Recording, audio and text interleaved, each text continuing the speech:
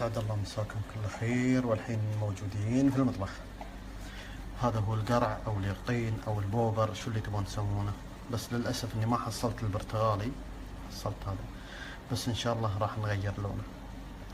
الحين أول ما بنبدأ بهذا، لأن هذا هو اللي راح يكون الصوص.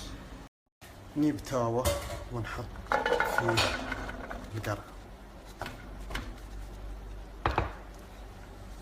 نترياها لين ما يذبل ويسوي ماي. إذا ما سوى ماي نحط له القليل من الماي، نغطيه، بس مش تغطية كاملة، نغطيه كذي عشان بس فيه الحرارة من فوق ومن تحت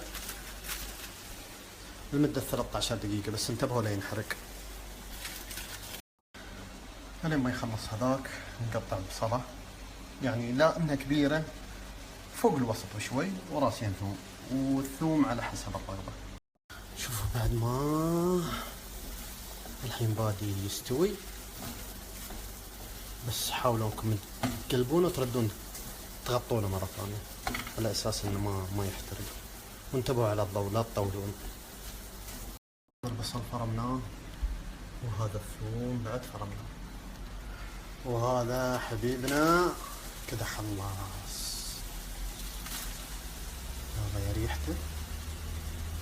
على اخر شيء قبل لا نبند نصب له شويه ماي عشان الحراق اللي هو في التاوة تحت يلصق معاه، ونحط عليه ملح ونخليه ينشف شوي ونبند. انا تعمدت اني اسوي البوبر او اليقطين عشان استغني عن كريمة الطبخ، لان اوريدي الوجبة هذه ثقيلة، فتزيدها كريمة طبخ مصيبة. الحين خلصنا هذا، راح اعزل كمية بسيطة،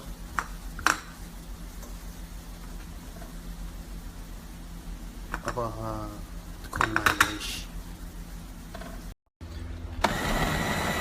ونضربها في الخلاط ونشوف اذا نشفت واستوت ناشفة نزيد شوي عليها ماء عشان تستوي سايلة.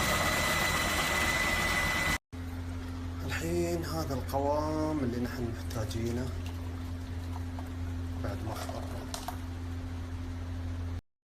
يا اخواني بالنسبة للعيش، العيش كوب العيش يعادله كوبين ماي، او اللي هي مرقة الماجي او مرقة الدياي او مرقة اللحم.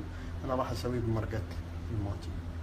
تاوثنا ونحميها ونفر فيها صبع زبدة، ويوم الذوب نصب عليها شوي زيت زيتون.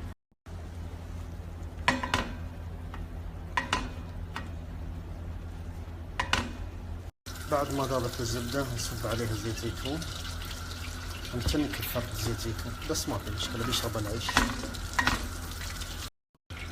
الحين دور حماس البصل، نحمسه شوي لين ما يهد.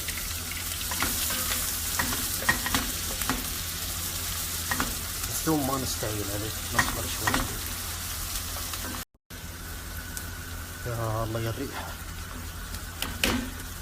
الحين الثوم، ذوق الثوم. الحين دور الربيان، نحمسه في البصل.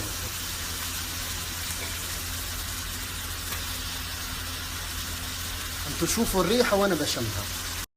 بدأ يحمر الربيان. الحين نحط المشروم، هذا مشروم فريش مش معلف.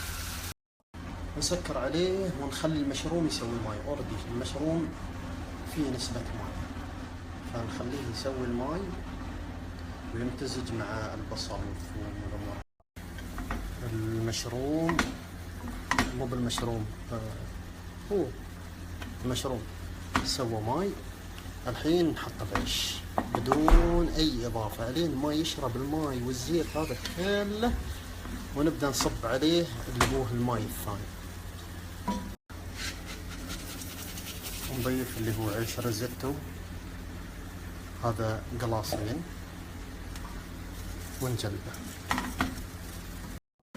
ونجلبه ونخليه يتشرب كل الزيت والماي يختلط وياه لين ما ينشف. بعد ما ينشف نبدأ نحط اللي هي مرقة الماجي.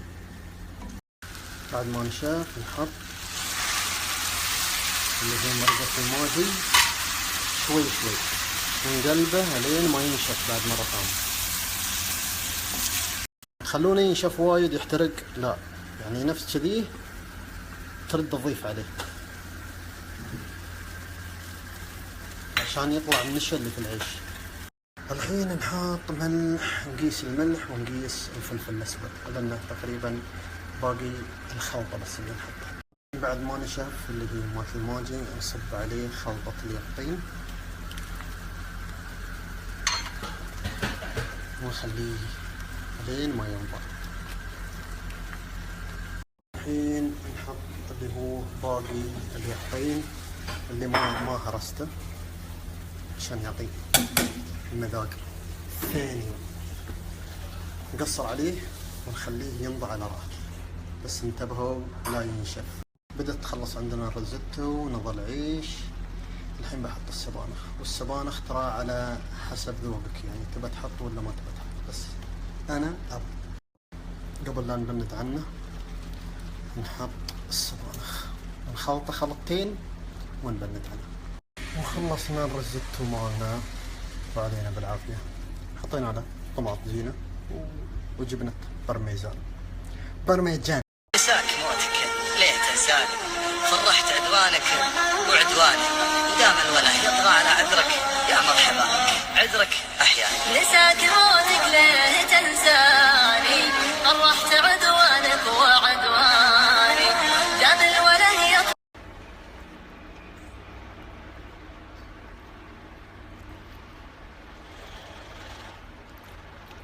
فعلا لذيذ.